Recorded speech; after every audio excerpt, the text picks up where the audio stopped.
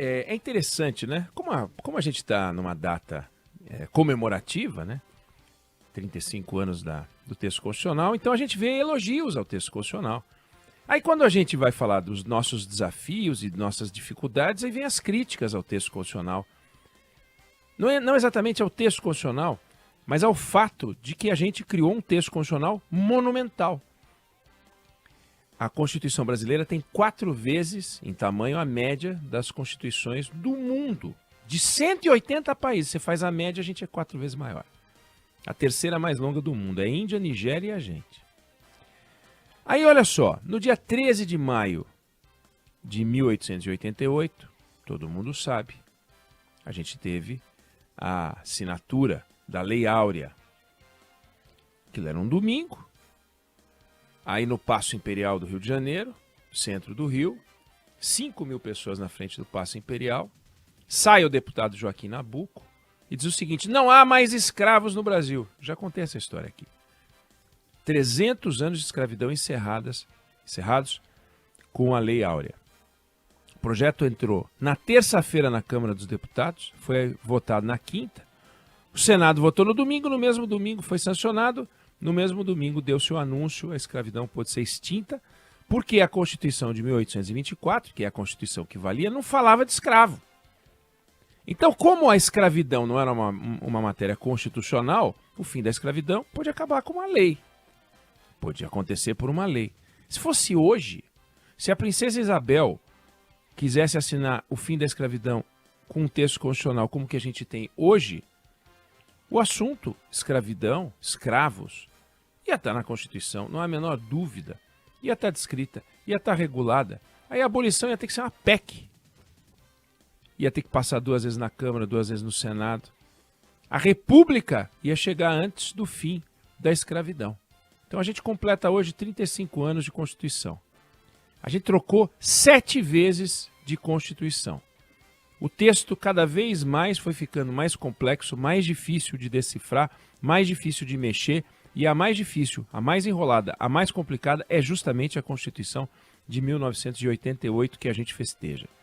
Tem países que gostam de viver assim, amarrados.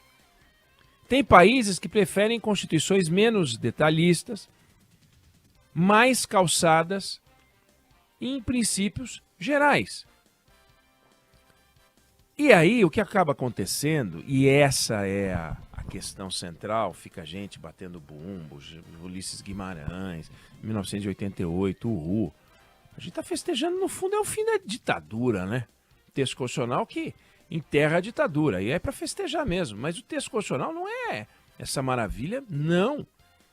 Porque está tudo muito amarrado. Nos países onde as cartas são mais genéricas, sabe o que a gente faz? A gente dá poder para o executivo e poder para o legislativo. No Brasil, a gente deixou os políticos de mãos atadas. Porque está tudo atravancado.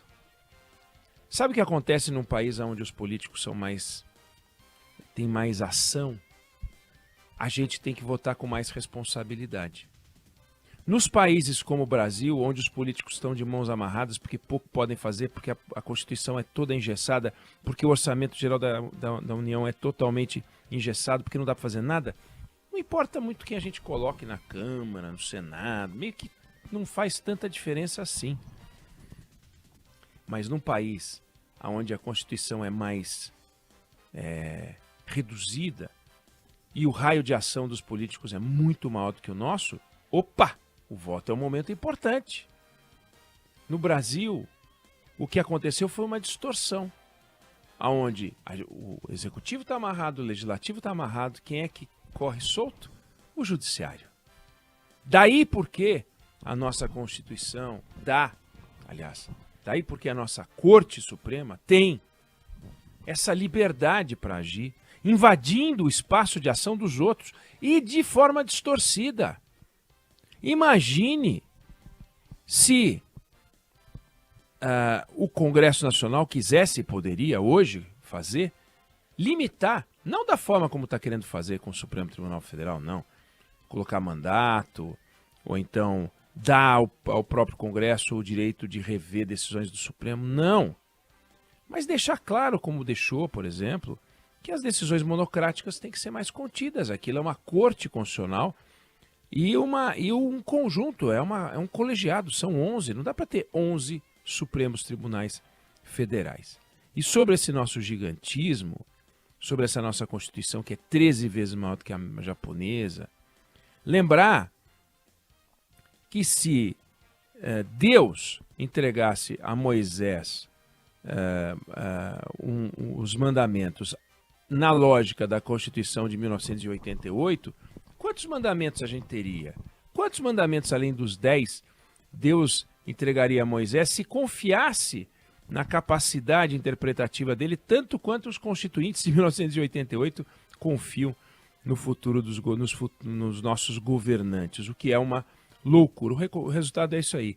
Quer mudar a Constituição?